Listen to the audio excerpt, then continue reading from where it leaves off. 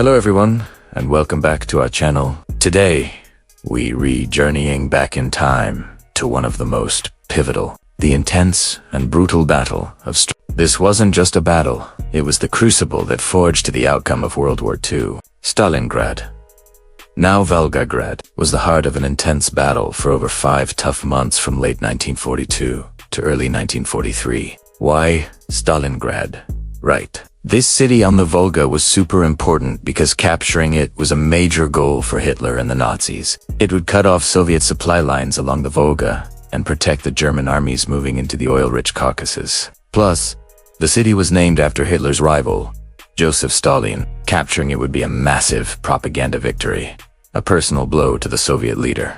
For Stalin, the stakes were just as high. Losing the city named after him was unthinkable. He issued the famous Order Number 227, known by its rallying cry, "Not one step back." The defense of Stalingrad became a symbol of Soviet defiance and resilience. The German offensive, codenamed Operation Blau, began in the summer of 1942.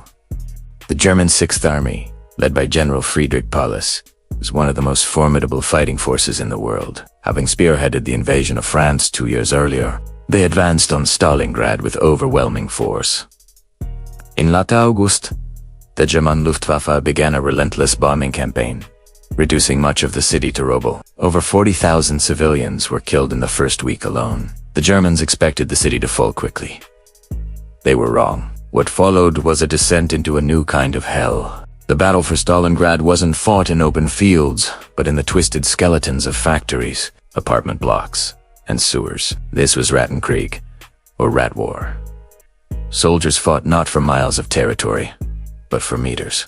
They fought street by street, building by building, and sometimes even room by room. A single building, like the famous Pavlov's house, could change hands dozens of times. A staircase could be a front line. A kitchen could be a machine gun nest. Snipers became legendary figures, like the Soviet hero Vasily Zaitsev, stalking their prey amidst the ruins. Life expectancy for a new soldier arriving at the front was often less than 24 hours. The conditions were horrific. Soldiers on both sides endured starvation, freezing temperatures as the brutal Russian winter set in, and the constant, gnawing stress of close-quarters combat. The turning point came in November 1942.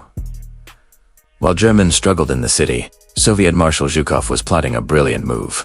They quietly amassed over 1 million troops on the flanks of the German army, where the lines were held by weaker Romanian, Hungarian, and Italian forces. On November 19th, the Soviets launched Operation Uranus, a massive pincer movement. The two Soviet fronts broke through the Axis lines and, within just 4 days, linked up at the town of Kalak, completely encircling the German Sixth Army. Over 250,000 German and Allied soldiers were trapped. General Paulus pleaded with Hitler for permission to attempt a breakout. Hitler, obsessed with the symbolic value of Stalingrad, refused. He promised to supply the trapped army by air. But the air bridge was a catastrophic failure. The Luftwaffe was unable to deliver even a fraction of the necessary supplies. Inside the pocket, or Kessel, conditions deteriorated rapidly. Ammunition dwindled, food ran out, soldiers starved, froze to death, and succumbed to disease. A German relief attempt, Operation Winter Storm, was launched in December, but was fought to a standstill by the determined Soviet defenders, well short of the city. The fate of the Sixth Army was sealed. By January 1943, the situation was hopeless. The Soviets launched their final offensive, Operation Ring, to liquidate the pocket. They split the remaining German forces in two. On January 31st, General Paulus, who had just been promoted to Field Marshal by Hitler, a cynical reminder that no German field marshal had ever surrendered, capitulated. The last remnants of the German forces surrendered on February 2nd. The battle was over. The cost was staggering.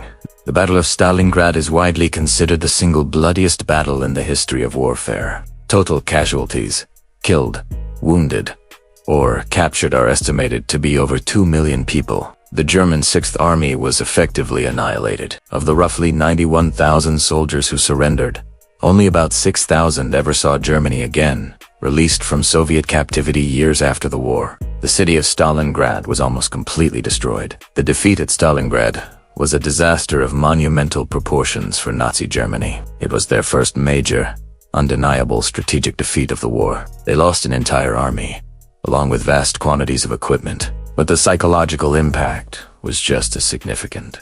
The myth of German invincibility, already cracked by the failure to take Moscow in 1941, was now completely shattered. For the Soviet Union and the Allies, it was a tremendous victory that boosted morale across the globe. From Stalingrad onwards, the German war machine on the Eastern Front was on the defensive, being pushed back, step by step, all the way to Berlin. Many historians argued that Stalingrad, not D-Day or any other battle, was the true turning point of the Second World War. It marked the high water mark of the German advance into the Soviet Union, and the beginning of the end for the Third Reich. The sheer scale of the fighting, the brutal determination of the defenders, and the strategic genius of the Soviet counteroffensive combined to create a moment in history that changed the world forever. The sacrifice made in the ruined streets of Stalingrad demonstrated that the Axis powers were not invincible and set the stage for their eventual defeat. Thank you so much for joining me on this deep dive into the Battle of Stalingrad. It's a sobering but crucial piece of our shared history. If you found this video informative, please hit that like button. And don't forget to subscribe and turn on notifications so you don't miss our next historical exploration. Let me know in the comments what other historical events you'd like to see covered. Until next time, stay curious.